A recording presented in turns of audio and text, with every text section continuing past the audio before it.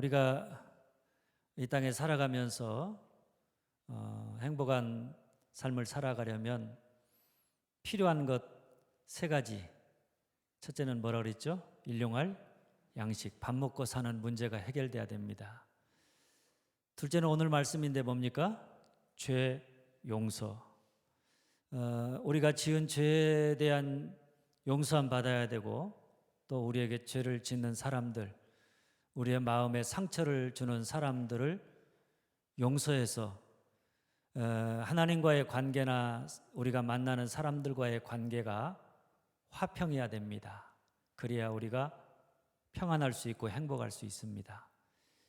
그리고 셋째는 시험 받는 문제입니다. 우리가 이 세상에 살면서 많은 여러 가지 종류의 시험을 당하게 되는데 그 시험을 어떻게 잘 견뎌내고 이겨나갔냐. 시험을 이기면 그 속에서 우리가 성장하고 또 더 큰 행복과 기쁨을 누릴 수 있지만 자꾸 시험에 패하면 우리가 자꾸 낙심하고 절망하고 무너져 갈 수밖에 없습니다. 그래서 어떻게 보면 주님이 우리에게 너희는 이렇게 기도하라, 먼저 하나님에 대해서 기도하라, 우리 세 가지를 말씀하셨고, 그리고 우리가 이 땅에 살면서 행복하고 아름다운 삶을 살기 위해서 필요한 것, 그 세 가지를 기도하라고 하셨습니다.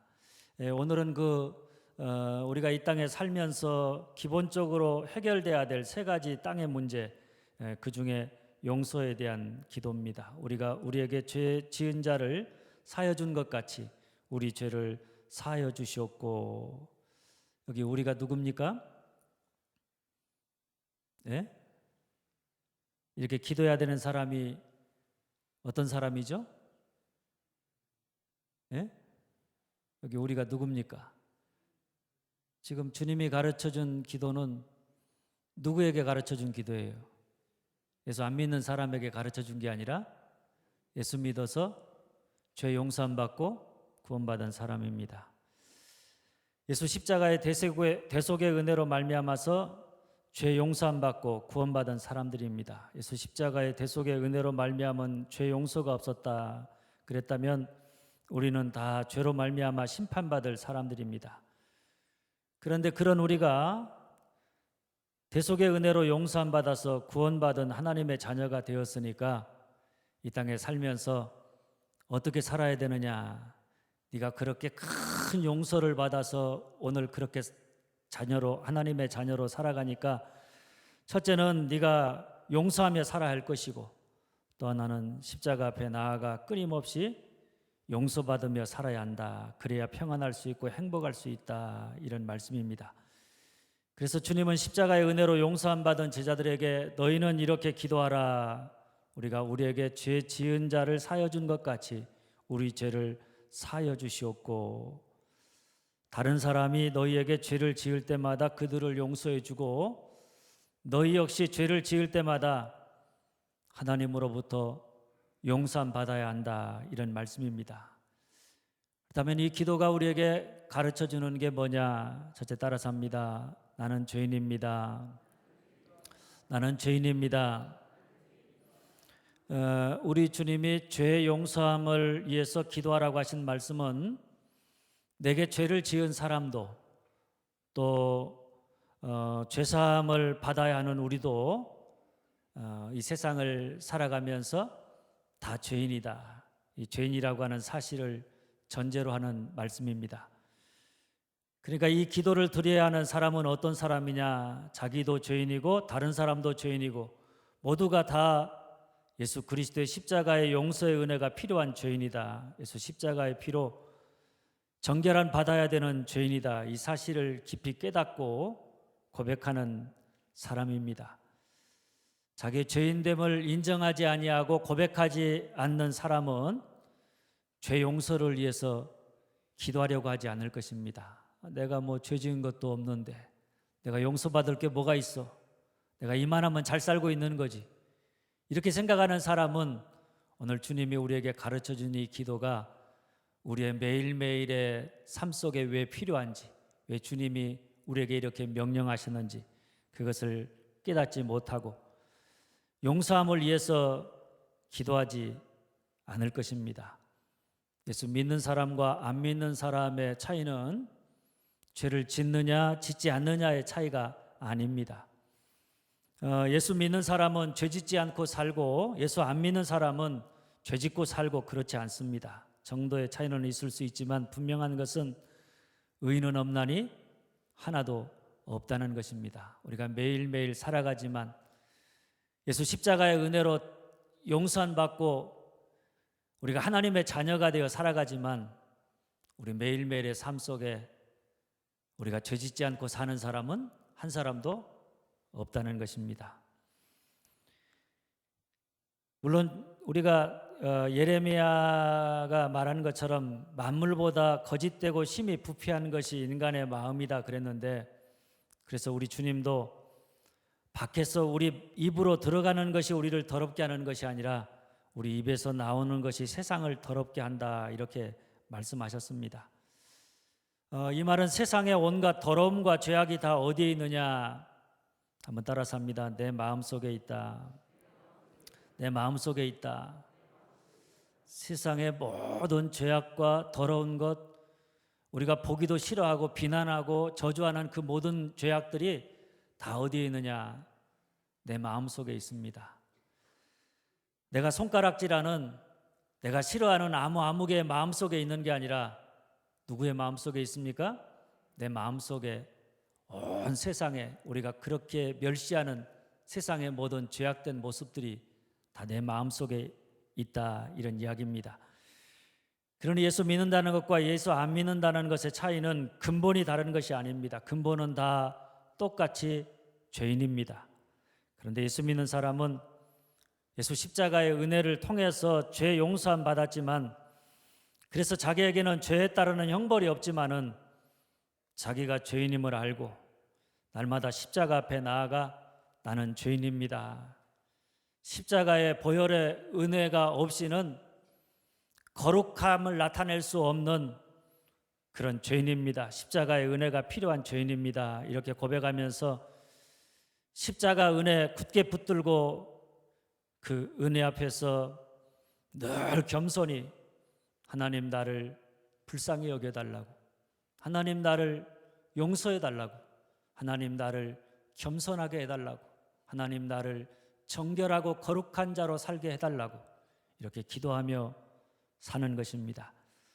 반면에 예수 안 믿는 사람은 자기가 죄인이면서도 죄인인 줄 모르고 마치 자기가 의인인 척하면서 자기의 의를, 자기가 행하는 것들을 자랑하면서 다른 사람을 향해서 용서하고 용납하고 그리고 이해하려고 하기보다는 비난과 저주를 퍼부으며 살아가는 사람입니다.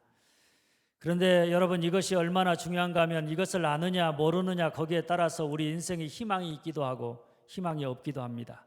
생명이 있기도 하고 멸망이 있기도 합니다.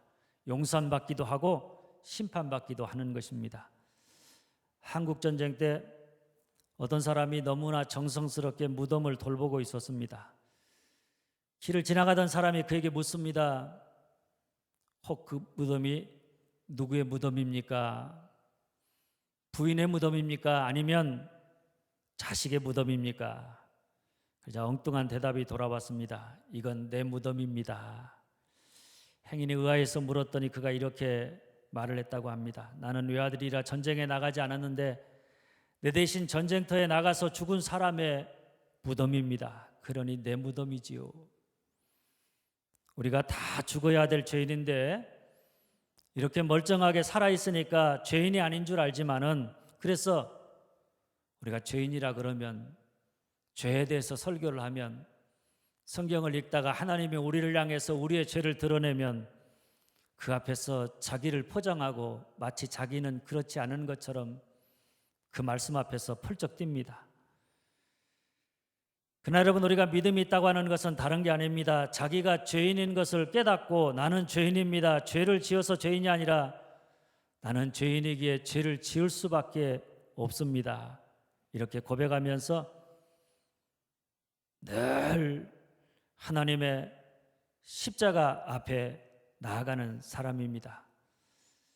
내 속에는 세상에 온갖 더러운 모든 죄악이 가득 차 있다. 이 사실을 깨닫고 믿음이 깊어지면 깊어질수록 우리가 다른 사람들의 죄를 지적하면서 비난하는 그런 일들에 빠르기보다는 그저 비난할 만한 자격이 없는 나의 모습을 먼저 되돌아보면서 내가 먼저 하나님 앞에 회개하고 내가 먼저 거룩한 삶을 살고자 하고 또 다른 사람들의 죄를 지적할 때에도 그것을 함부로 말하기보다는 그 사람의 입장에서 무슨 사연이 있겠지 이렇게 생각하면서 그의 죄를 그가 스스로 깨닫고 돌이킬 수 있도록 그렇게 그로 하여금 십자가 앞에 설 수 있도록 우리의 그 모든 죄가 십자가 앞에서 다 용서받을 수 있다는 사실을 그로 하여금 깨닫게 하면서 그저 하나님 앞으로 십자가 앞으로 더불어 함께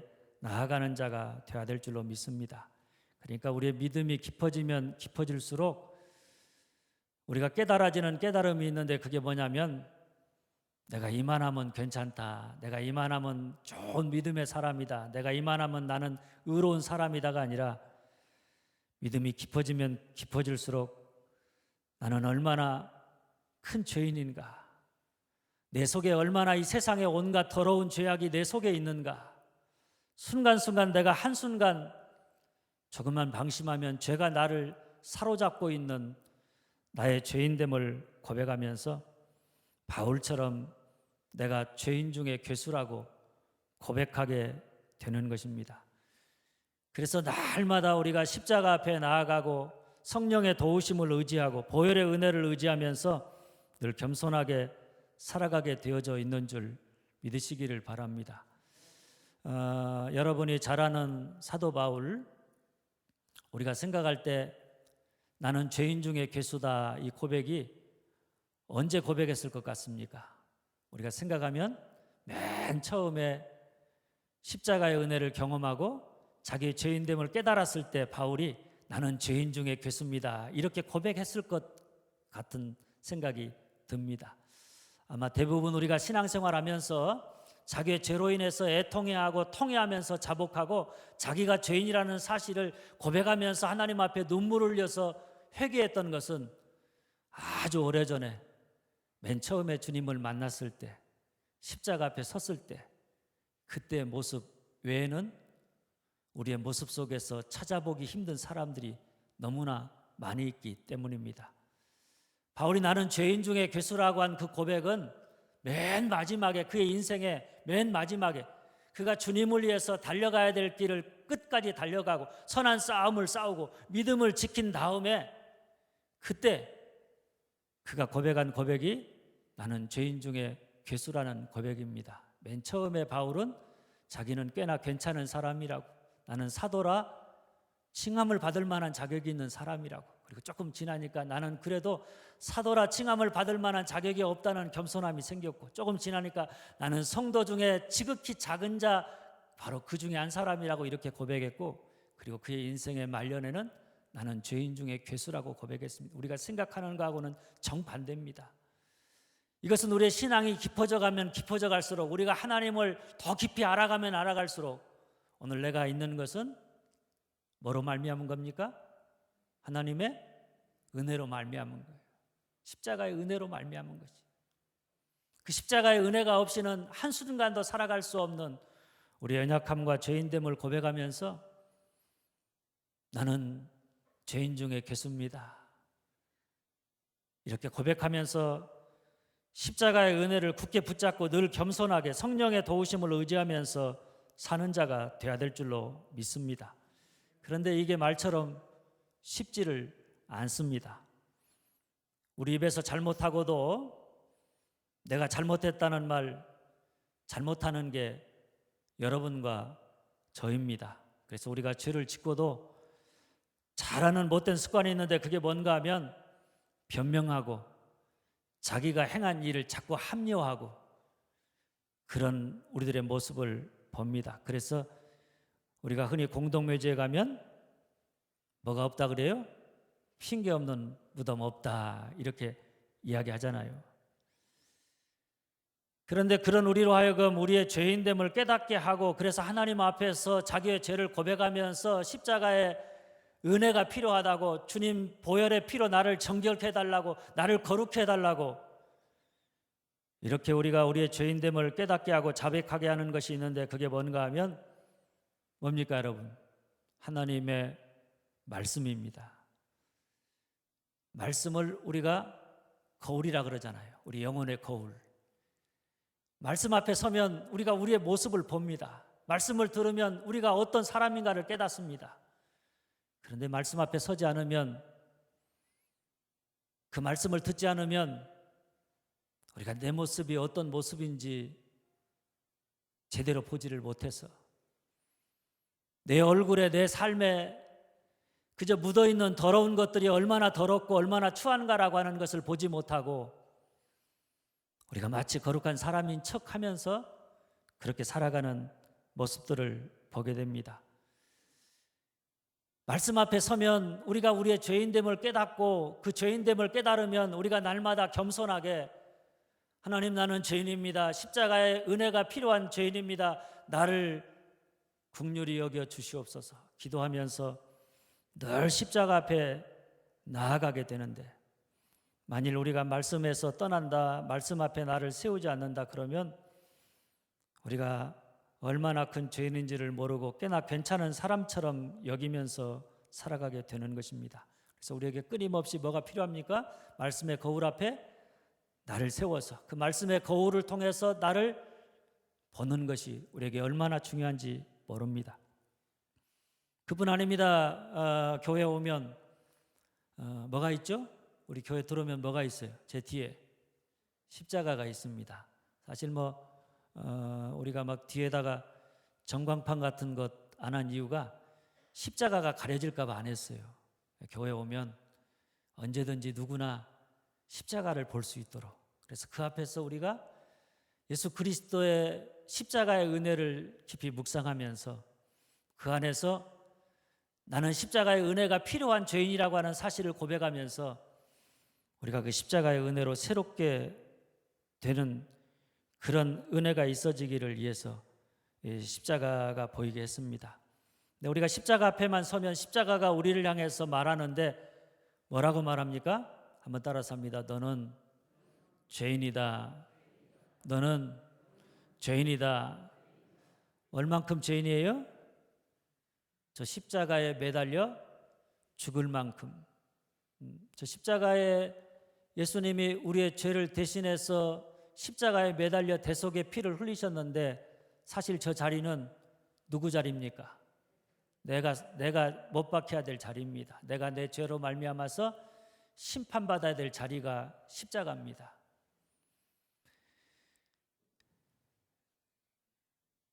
그래서 우리가 십자가 앞에만 서면 우리의 죄가 얼마나 심각했는지, 예수님이 이 땅에 오셔야만 했고 예수님이 십자가에서 대속의 피를 흘려서 죽으셔야만 할 만큼 그렇게 심각한 죄인이라고 하는 사실을 우리에게 말씀해 주는데, 우리가 십자가 앞에 서서 우리의 죄인됨을 늘 깨닫고 우리의 죄가 얼마나 깊은가를 알게 되어질 때 그 십자가의 은혜가 우리의 죄 용서함과 우리를 새롭게 하는 능력으로 나타나게 되는 줄 믿으시기를 바랍니다. 그러므로 오늘 또 우리가 하나님의 말씀, 주님의 십자가 보혈의 능력, 우리가 그 앞에 늘 우리 자신을 세움으로 말미암아 우리의 죄인됨을 깨닫고 늘 주님 앞에 기도할 때마다 주님이 우리에게 가르쳐 주신 것처럼, 주님 나는 죄인입니다. 주의 십자가의 은혜가 필요한 죄인입니다. 십자가의 보혈의 능력이 필요한 죄인입니다. 이렇게 고백하면서 죄의 용서를 간구하기를 원하시는 줄 믿으시기를 바랍니다. 둘째, 따라서 합니다. 우리 죄를 용서해 주시옵소서. 우리 죄를 용서해 주시옵소서. 우리가 우리의 죄인됨을 안다면 주님 앞에 기도할 때마다 멀리에 기도해야 되죠? 우리 죄를 용서해 달라고 기도해야 됩니다. 그런데 주님이 우리 죄를 사하여 주시옵소서 기도하라고 기도를 가르쳐 주신 대상은 예수 안 믿는 사람이 아니라 예수 믿는 사람입니다. 예수 믿는다는 건 뭡니까? 예수 십자가의 보혈의 은혜로 말미암아 우리가 죄 용서함 받았다는 것입니다. 죄 용서함 받아서 우리가 어떤 사람이 되었습니까? 의롭다 칭함을 받는 사람이 되었습니다. 우리가 죄를 지었지만은 죄에 따르는 형벌은 예수님이 우리의 죄를 대신해서 십자가에서 대속의 피를 흘리심으로 그 삭을 다 치르셨기 때문에 예수 믿는 우리에게는 죄에 따르는 형벌이 없는, 우리 죄인이지만 죄에 따르는 형벌과 심판이 없는 죄인이다. 그래서 루터는 우리 그리스도인들을 의인이면서 죄인이다 이렇게 이야기하기도 합니다. 예수 그리스도 안에서 바울의 말처럼 더 이상 정죄함이 없는 사람들입니다. 죄로 말미암아서 형벌도 심판도 없는 사람들입니다. 그런데 주님은 예수 믿는 우리에게, 죄 용서함 받은 우리에게 기도를 가르치시면서 우리 죄를 사여달라 이렇게 기도하라고 말씀하십니다. 쉽게 말하면 죄를 용서해 달라고 매일매일 그렇게 기도하라는 것입니다. 여기서 우리가 한 가지 의문을 갖게 됩니다. 분명히 예수 안에 있는 자에게는 결코 정죄함이 없다, 죄가 다 용서함 받았고 의롭게 되었다 이렇게 말씀하셨는데 왜 우리는 날마다 죄를 용서해 달라고 기도해야 하는가 하는 문제입니다. 그 해답을 주님은 요한복음 13장 4절에서 10절 말씀을 통해 가르쳐 주셨습니다. 주님이 십자가에 달려 돌아가시기 전 고난주간 목요일 제자들을 다 모아놓고 주님이 제자들의 발을 씻겨주셨습니다. 대야에다가 물을 떠서 한 사람 한 사람 제자들의 발을 씻기를 시작하자 시몬 베드로가 말합니다. 주여, 주께서 내 발을 씻으시나이까? 예수께서 그런 그를 향해 내가 하는 것을 네가 지금은 알지 못하나 이후에는 알리라. 그러자 베드로가 내 발을 절대로 씻지 못하시리다 이렇게 대답합니다. 이때 예수께서 내가 너를 씻어주지 아니하면 네가 나와 상관이 없느니라. 그러자 시몬 베드로가 내 발뿐만 아니라 손과 머리도 씻어주옵소서 이렇게 간구합니다. 이때 예수님께서 이미 목욕한 자는 발밖에 씻을 필요가 없느니라. 온몸이 깨끗하니라. 너희가 깨끗하나 다는 아니니라 이렇게 말씀하셨습니다. 예수님이 제자들의 발을 씻으시니까 처음에는 펄쩍 뛰던 베드로가 나중에는 내 발만 아니라 손과 머리도 씻어달라고 이야기합니다. 그런 그를 향해서 주님이 하신 말은 한번 따라서 합니다. 이미 목욕한 자는 발밖에 씻을 필요가 없다. 이미 목욕한 자는 발밖에 씻을 필요가 없다. 이미 목욕했다는 것은 예수를 믿음으로 말미암아 이미 죄 용서함 받았다는 것을 뜻합니다. 그러니까 여러분, 중생은 다시 반복할 필요가 없고 의롭담, 거듭남 그저 한 번으로 족한 것입니다. 다시 태어남, 생명이 태어남도 한 번으로 족한 것입니다. 그러나 아무리 중생한 사람도 그것은 거룩함의 시작에 불과할 뿐이지 완전히 거룩해진 것은 아닙니다. 구원받았다고 해서 그가 더 이상 죄짓지 않거나 실수를 범하지 않거나 하나님 말씀 따라서 온전히 순종하면서 그렇게 살아가는 것은 아닙니다. 우리가 구원받았지만 믿음을 가지고 있다고 하지만은 때로는 하나님 말씀대로 산다고 하면서도 하나님의 말씀에 불순종해서 하나님을 거역하기도 하고 때로는 사람들에게 상처를 주기도 하고 때로는 성경이 이야기하는 죄를 우리가 서슴지 않고 행하기도 합니다. 그러니까 구원받은 우리에게도 뭐가 필요하느냐? 발을 씻는 것이 필요합니다. 그것도 날마다 지은 죄를 씻는 죄 용서가 필요한 것입니다. 우리가 예수 믿어서 최후의 심판은 우리에게 없지만 그러나 만일 우리가 매일 짓는 죄를 용서함 받지 않는다.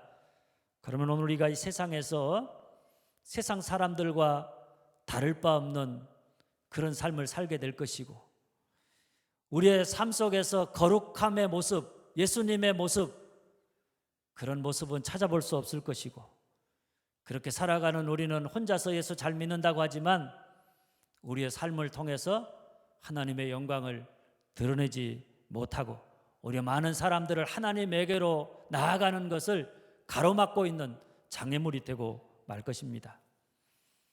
그래서 성경은 예수 믿는 우리에게 날마다 발을 씻는 법을 가르쳐 주는데 그게 뭔가 하면 요한일서 1장 9절 말씀입니다. 우리가 잘 아는 말씀입니다. 만일 우리가 우리 죄를 자백하면 그는 미쁘시고 의로우사 우리 죄를 사하시며 우리를 모든 불의에서 깨끗하게 하실 것이요. 발 씻는 법이 뭡니까? 자기 죄를 자백하는 것입니다. 죄를 지으면 십자가 앞에 나아가 기도하면서 하나님의 말씀이 깨닫게 하시는 대로 십자가 앞에 섰을 때 우리에게 드러나는, 우리에게 깨닫게 하시는 죄가 있다면 주님, 내가 죄를 지었습니다. 내가 잘못했습니다. 이렇게 하나하나 낱낱이 나의 죄악을 고백하면서 십자가의 피로 나를 정결케 해달라고, 거룩하게 해달라고 우리가 구체적으로 자백해 하는 것입니다. 그럴 때마다 미쁘시고 의로우신 우리 주님이 십자가의 보혈의 능력으로 우리의 죄를 깨끗하게 용서하시고 우리로 모든 불의에서 깨끗하게 하셔서 우리가 더 이상 죄짓지 아니하고 거룩해져 가는 그런 거룩한 삶을 살아가게 우리를 이끌어 가시는 줄 믿으시기를 바랍니다. 셋째, 따라서 합니다. 용서하게 하여 주시옵소서. 용서하게 하여 주시옵소서.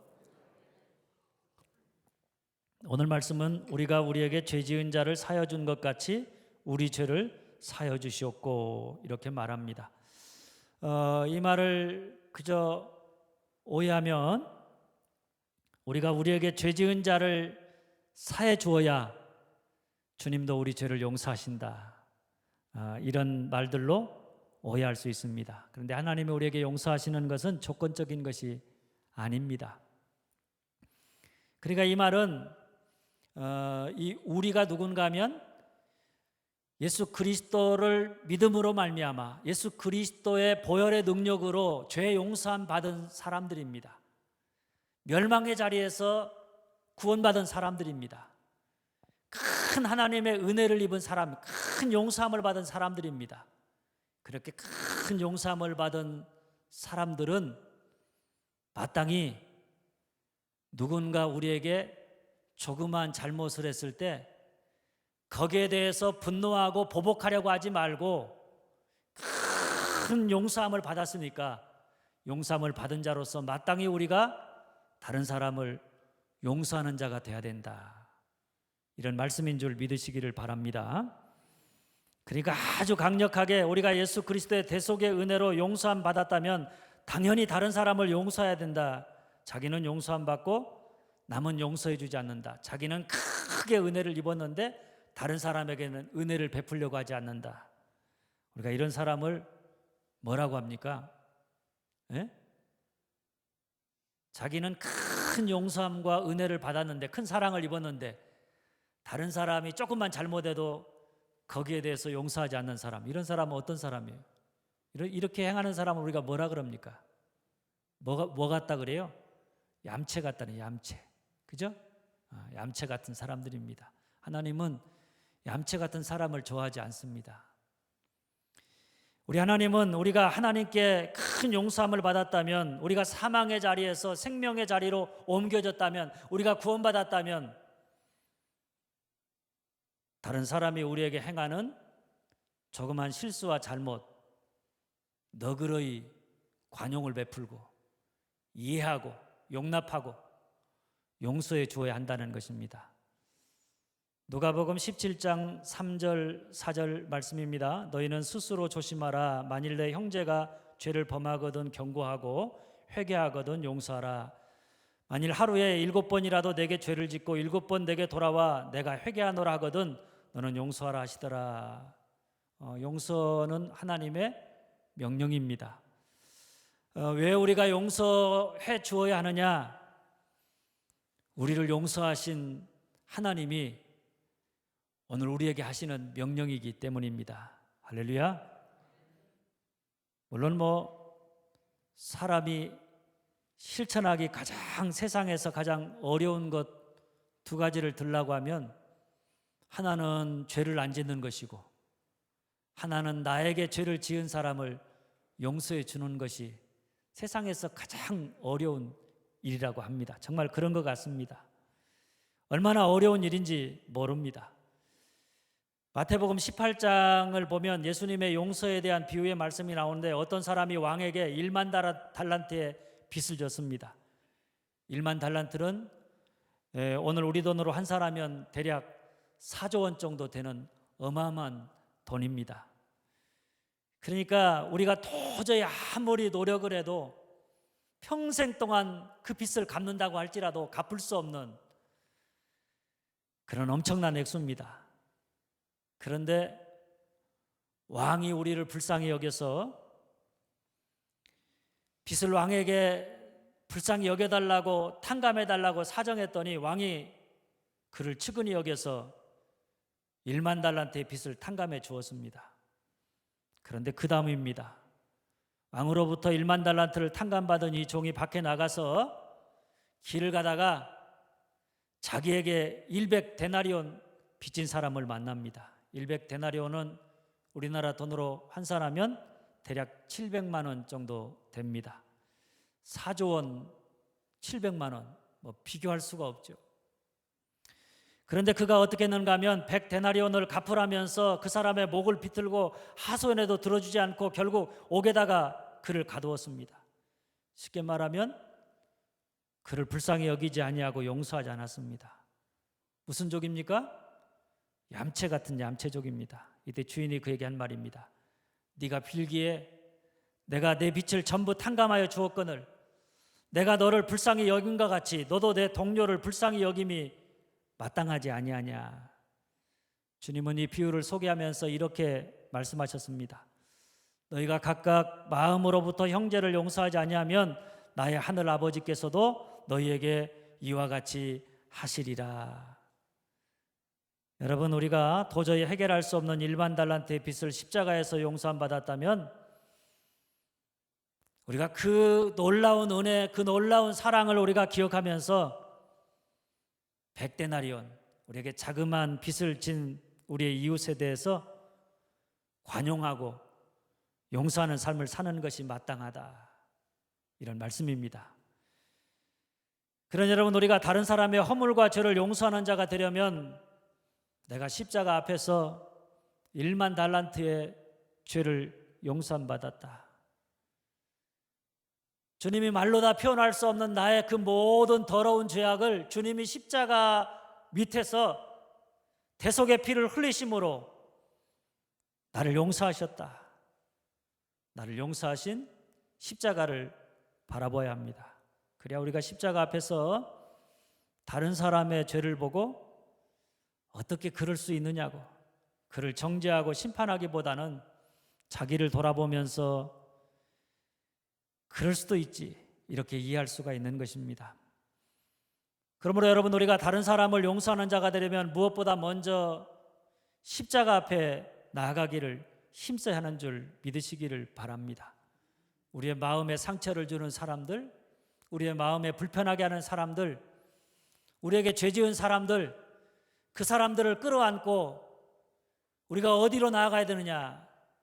십자가 앞에 나아가야 합니다. 그리고 나를 용서하신 그 주님이 나를 아프게 하고 나를 분노하게 하고 나에게 상처를 준 저 사람을 위해서도 십자가에서 대속의 피를 흘려서 죄를 용서해 주셨다. 이 사실을 믿고 우리가 십자가 앞에 나아가 용서할 수 있는 마음을 달라고, 주님의 마음을 달라고 우리가 기도하는 자가 되어야 하는 줄 믿으시기를 바랍니다. 그때마다 주님이 우리의 마음속에 누구의 마음을 주십니까? 우리 주님의 마음을 우리의 마음속에 갖게 하셔서 우리 주님의 십자가의 사랑과 능력이 그를 불쌍히 여기는 마음, 긍휼히 여기는 마음을 갖게 해서 그를 향해서 관용하고 용서할 수 있는 그런 삶을 살게 하는 줄 믿으시기를 바랍니다. 피난처라고 하는 책을 쓴 코리텐봄이라고 하는 유명한 사람이 있습니다. 그는 독일 라벤스부르크 수용소에서 온갖 학대를 받았던 사람입니다. 전쟁이 끝난 다음에 그가 십자가의 복음을 들고 독일인들에게 용서의 복음을 전했습니다. 그녀가 닿는 곳마다 십자가의 복음, 용서의 복음이 선포되었고, 예배가 끝나면 많은 사람들이 코리텐범 여사에게 찾아와서 손을 잡고 눈물을 흘리면서 그녀의 사랑과 그녀를 통해 역사하시는 하나님의 놀라운 사랑 앞에 감사를 드리곤 했습니다. 그런데 그러던 어느 날 나치 수용소에서 자기 언니의 목숨을 빼앗았고 자신을 학대했던 수용소 간수를 전쟁 후 집회에서 만나게 되었습니다. 그 사람의 얼굴을 보는 순간 온 몸이 마비되는 듯한 느낌을 받았습니다. 분노하는 마음이 그 마음속에서 일어났습니다. 그녀가 할 수 있는 유일한 일은 하나님, 다른 사람은 몰라도 내가 저 사람은 절대로 용서할 수 없습니다. 이렇게 솔직하게 주님께 기도하는 일이었다고 합니다. 코리텐범의 손을 잡고 그와 더불어 사랑을 포옹을 하기를 원했던 줄을 선 많은 사람들이 그 뒤에 있었지만 순간적으로 그녀가 하나님 앞에, 하나님, 내 마음에 저 사람을 용서할 수 있는 마음이 없습니다. 저 사람만은 내가 절대로 용서할 수 없는 사람입니다. 이렇게 기도했을 때 순간적으로 그녀의 내면에 들려오는 하나님의 음성이 있었는데 용서하라 하는 말씀이었다고 합니다. 그러자 그녀가 다시 대답합니다. 하나님, 저는 용서할 마음이 생기지 않습니다. 그래서 주님이 다시 그녀에게 이렇게 물으셨습니다. 난 너에게 용서할 마음이 있느냐고 묻고 있는 것이 아니다. 용서하라는 나의 명령에 네가 순종하겠느냐? 용서할 마음이 있느냐 그것을 물으시는 게 아니라 용서하라는 나의 명령에 네가 순종하고자 하느냐, 이것을 주님께서 지금 우리에게 묻고 있다는 것입니다. 그래서 그녀는 용서라는 것이 하나님의 명령임을 깨닫고 자신의 감정과 상관없이 의지적으로 순종을 결단하고 두 팔을 내밀어서 원수였던 그 사람을 안았습니다. 그런데 그 순간 하늘의 사랑이 자기의 영혼 속에 파고들어서 그를 용서하는 마음이 솟구쳐 오르면서 그와 더불어 부둥켜 안고 울었다는 것 고백했습니다. 하나님 여러분, 오늘 우리가 기도할 때 무엇보다 필요한 기도가 있다면 그것은 죄 용서를 위해서 기도하는 것입니다. 그게 뭡니까? 첫째 따라서 합니다. 나는 죄인입니다. 나는 죄인입니다. 둘째, 우리 죄를 용서해 주시옵소서. 우리 죄를 용서해 주시옵소서. 셋째, 다른 사람의 죄를 용서하게 하여 주시옵소서. 다른 사람의 죄를 용서하게 하여 주시옵소서. 오늘도 주님이 가르쳐 주신 기도처럼 기도하면서 늘 십자가 앞에 나아가 나의 죄인됨을 고백하고 십자가의 은혜 붙잡고 내 죄를 낱낱이 고백하면서 주님, 나를 용서해달라고, 십자가의 은혜가 필요한 사람이라고, 내 죄를 용서해달라고 기도하고 내게 죄 지은 자를 용서하겠노라고 기도함으로 죄에서 자유함을 누리며 살아가는 여러분들이 되어줄 수 있기를 주님의 이름으로 축원합니다.